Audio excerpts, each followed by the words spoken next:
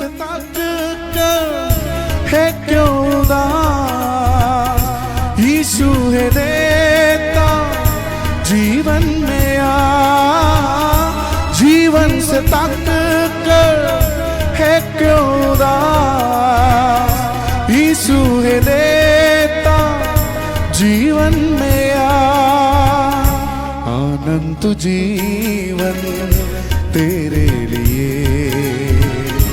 अनंत जीवन तेरे लिए यीशु लाए है तेरे लिए, यीशु लाए है तेरे लिए। भरपूर जीवन तेरे लिए, भरपूर जीवन तेरे लिए।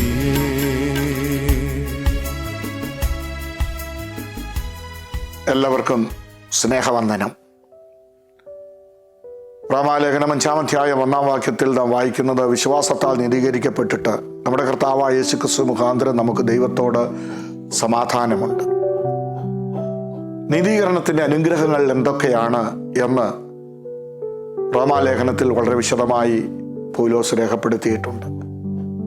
നമ്മുടെ പുണ്യപ്രവൃത്തികളൊന്നും നമ്മുടെ നീതീകരണത്തിന് കാരണമായിത്തീരുന്നില്ല. വചനം പറയുന്നത് നമ്മുടെ എല്ലാ സൽപ്രവൃത്തികളും ദൈവം മുൻപാകെ കറപുരണ്ട തുണി പോലെയാണ്. എന്നാൽ കർത്താവായ യേശുക്രിസ്തു നമ്മെ നീതിമാനെന്ന് വിധിക്കുകയും നീതിമാനെന്ന് എണ്ണുകയും ചെയ്തു എന്ന് തിരുവെഴുത്ത് നമ്മെ ഓർമ്മപ്പെടുത്തുന്നുണ്ട്. അങ്ങനെ ദൈവത്താൽ നീതീകരിക്കപ്പെട്ട നമ്മുടെ ജീവിതത്തിൽ എന്തെല്ലാം അനുഗ്രഹങ്ങളാണ് ദൈവം തന്നിരിക്കുന്നത്. 5-ാം അധ്യായത്തിന്റെ 1-ാം വാക്യത്തിൽ നമുക്ക് ദൈവത്തോട് സമാധാനമുണ്ട്. അതിന്റെ 2-ാം വാക്യം നമ്മൾ വായിക്കുമ്പോൾ ദൈവസന്നിധിയിൽ നമുക്ക് പ്രവേശനമുണ്ട്. അത് മാത്രമല്ല, അതിൻ്റെ 2-ാം വാക്യത്തിൽ തന്നെ മഹത്വകരമായ ഒരു പ്രത്യാശ ദൈവം നമുക്ക് തന്നിട്ടുണ്ട്. 3-4 വാക്യങ്ങൾ വായിക്കുമ്പോൾ നാം ക്രിസ്തീയ സ്വഭാവത്തിന് ഉടമകളായിത്തീരുന്നു എന്ന് നമ്മെ ഓർമ്മപ്പെടുത്തുന്നു. 5 മുതൽ 8 വരെയുള്ള വാക്യങ്ങളിൽ നമുക്കവൻ ദൈവസ്നേഹം നൽകിയിരിക്കുന്നു എന്ന് കാണുന്നു. 9-ാം വാക്യത്തിൽ അവൻ നമ്മെ കോപത്തിൽ നിന്ന്, ദൈവകോപത്തിൽ നിന്ന് രക്ഷിച്ചിരിക്കുന്നു എന്നും നാം മനസ്സിലാക്കുകയാണ്. 11-ാം വാക്യത്തിൽ ദൈവത്തോട് നമ്മെ നിരപ്പിക്കുവാനായിട്ട് ഇടയായി തീർന്നു.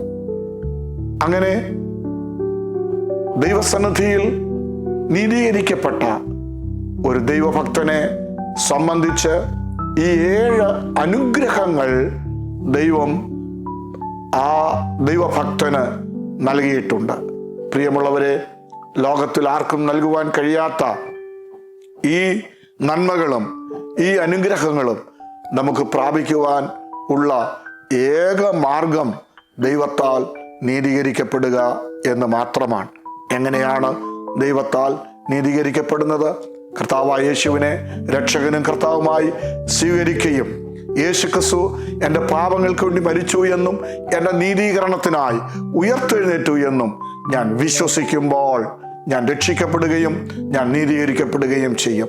അങ്ങനെ നീതീകരിക്കപ്പെട്ടവർ ഓരോരുത്തരും ഈ അനുഗ്രഹങ്ങൾ അനുഭവിച്ച് ഈ ഭൂമിയിൽ ദൈവസന്നിധിയിൽ വിശ്വസ്തരായി നിലകൊള്ളുവാൻ ഇടയായിത്തീരും. അതിനുവേണ്ടി നമുക്ക് സമർപ്പിക്കാം, പ്രാർത്ഥിക്കാം. സ്വർഗസ്ഥ പിതാവേ, അങ്ങയുടെ ഉയർപ്പിനാൽ നൽകപ്പെട്ട ലഭ്യമായി തീർന്ന ഈ നീതീകരണത്തിൻ്റെ എല്ലാ അനുഗ്രഹങ്ങളും അനുഭവിച്ചുകൊണ്ട് ഞങ്ങളുടെ ജീവിതയാത്ര നയിപ്പാൻ ഞങ്ങളെ സഹായിക്കണമേ.